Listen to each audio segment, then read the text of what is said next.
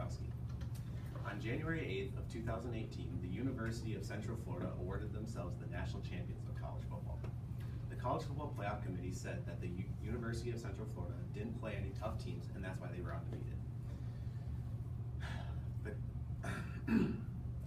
The College Football Playoff, in the final College Football Playoff rankings, the university was ranked 6th, missing the College Football Playoff that consists of 4 teams. They ended up playing a very tough Auburn Tigers team in the Peach Bowl.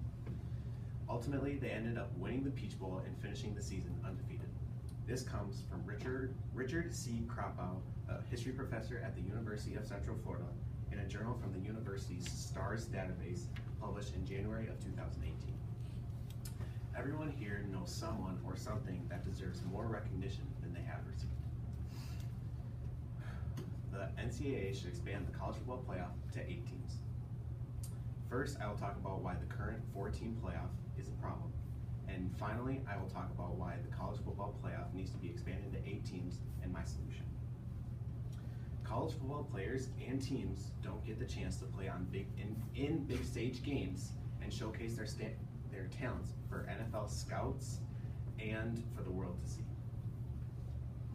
Mark Allen Emmert, the president of the National Collegiate Athletic Association, in a study of playing professional sports by the NCAA, last updated in April of 2019, states that 1.6% of draft-eligible players get drafted to the NFL.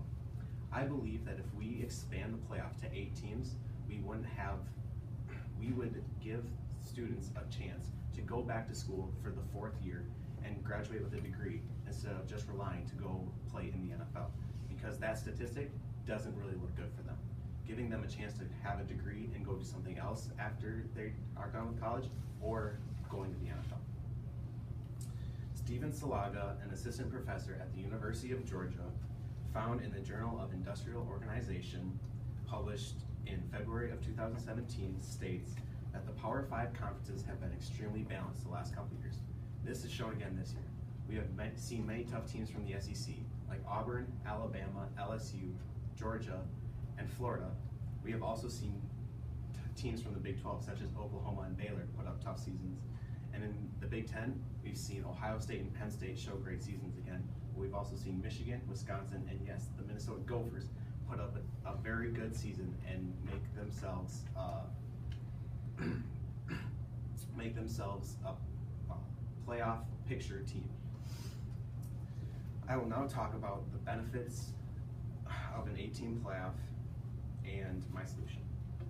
Matthew Starkey, who has a PhD in educational research in the Journal for the Study in Sports and Athletes in Education, published October of 2018, states that teams who participate in 3 weeks of playoffs have a higher academic progress rate than teams who don't. So starting in the conference championship week, which is this week, we would give teams the first week of playoff football, and then having an 8-team playoff, which would be the quarterfinals, as your second week. And if you win your first round of the college football playoff, you get to the semifinals. That's our 3rd week.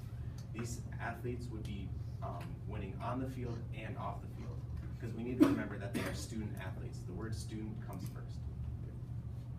Michael Makwa, a professor at Arizona State University in marketing, found in the Arizona State University Library Digital Repository in April of 2016 that the total economic impact for the 2016 College Football Playoff National Championship game was $273.6 million for the Glendale, Arizona area. Cities who host playoff games are also going to be greatly impacted by an 8-team playoff. That gives 4 more games to cities around our nation that they can make more money.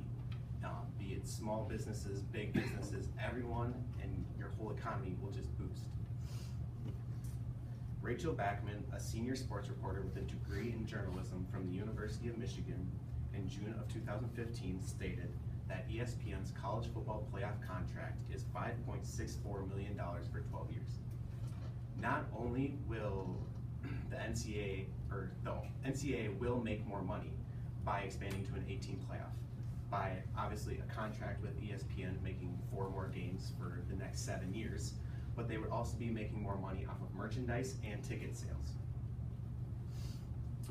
Jamie LaPlante, a former Division II college football player at the University of Mankato, in a personal interview done November 27th of 2019, stated that the Division II college football national tournament has 4 regions split up in, the U.S. is split up into 4 regions where 7 teams make the national tournament, giving 28 teams a chance to win a national championship. We do it at the Division II level with having 28 teams, giving them a chance to win a national championship. But why not at the Division I level? We're only giving 4 teams a chance to win a national championship. Why don't we give 8 teams a chance? These players work all the way from August to now on making it to the college football playoff and winning a national championship.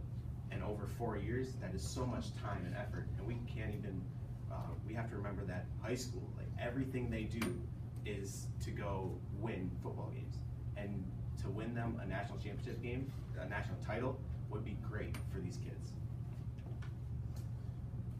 My solution is that we expand the college football playoff to 8 teams. We take all the Power 5 conference champions and we put them into the playoff automatically. And then we take the next 3 best teams and put them into the playoff. And then seed as goes. First, I talked about why the current college football playoff, 4-team playoff, is a problem. Finally, I talked about the benefits of an 8-team playoff and my solution. The NCAA should expand the college football playoff to 8 teams. If we expand the college football playoff to 8 teams, we give more teams a chance to win a national championship, and we have less teams claim a championship, like the University of Central Florida in 2018. 6:41. Great job.